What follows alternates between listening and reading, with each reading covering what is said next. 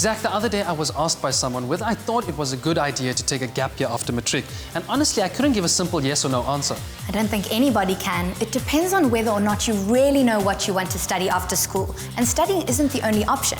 I met someone recently with a very clear idea of what he wants to achieve in life and how he's going to do it. Let me introduce Ashish Narrandes.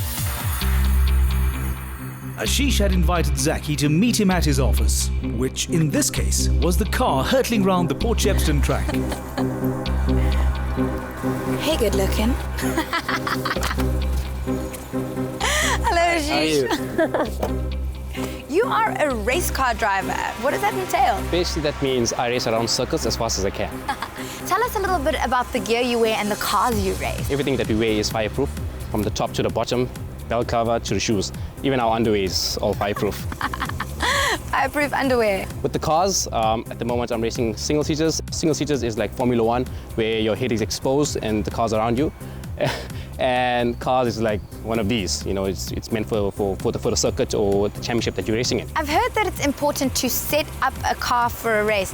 What does that actually mean? It depends on the track, how many right-handers you have, how many left-handers you have. You've got to adjust the alignment for that as well. Some tracks you might not be able to run a softer tire or harder tire.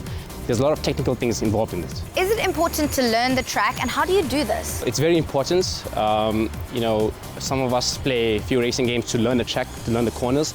Especially if it's a new track, you know, it's very hard to learn a track if you're not on a track. You know, race time is very important. When you're racing, do you operate purely on instinct, or is there a lot of high-speed analysis going on in your head? I'd say a lot comes down to instinct as well, you know, because if you're going side to side with another car at 220 km per hour and there's a bend coming down, at the end of the day, you know, it's instinct, it's talent, it's passion, it's hard work. Is it possible to teach a non-racer how to get around the track a little bit faster? I feel you can, you know, I don't see why not. The average person is normally going to break earlier than us, and I've never really done it before, but you could be that lucky lady. Me.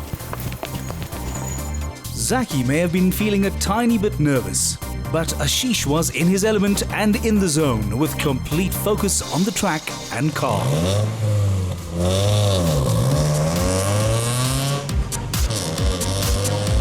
Basically, we go side to side, warm the tires first, put some heat in it.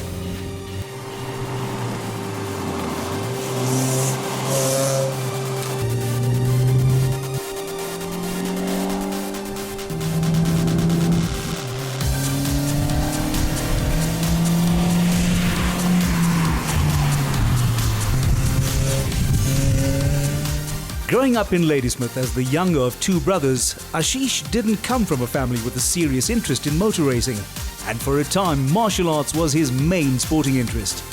Then the quiet kid in the neighborhood discovered high-performance cars, and a passion was ignited. With the sun going down, they headed back to the pits. You are crazy! You're absolutely crazy! Did you enjoy it? I loved it! I was scared to death, but I definitely loved it. What got you into race car driving in the first place? You know, it's always been my passion. I've always loved racing. I've always wanted to get in it.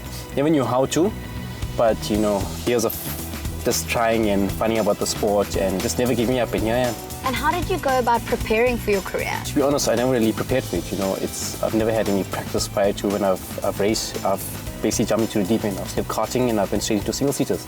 I said this was it. You know, if I don't do well, this is it, and if I do well, let's see where it goes. And it's a shot up from there. How did you make a breakthrough into the sport, and what have been some of the challenges that you faced? I bought a racing car. I started racing in 2012 in the Formula M Championship, and it went well. I've got a lot of offers to race overseas as well. A lot of teams have contacted me as well. At the moment, I'm facing a lot of sponsorship challenges. That's been the toughest part at the moment. What physical and mental preparation is involved? With racing, you've got to be very fit, mentally, physically, and emotionally. Mentally, you've got to be very focused. Before the races, just getting into your zone, focused, and just go out there and hit it lap after lap. Motor racing is a very expensive business. How do you market yourself as a brand? It is the most expensive sport in the world. I'm working on a lot with different people in terms of getting my name out there as well. I suppose the good thing is that we are representing the country overseas, which makes a lot of people proud. Tell us a little bit about your career highlights. I was the Formula 4 Rookie of the Year in India in my first season abroad. I then won the Formula BMW Scholarship, which I'm also the only South African to win this.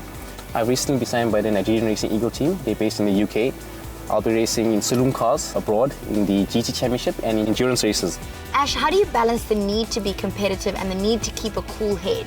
You know, that's a pretty tough one because small things that really make you angry. I mean, you can use the anger to drive faster. You know, you brake later, you gain on power because you just want to make up the positions.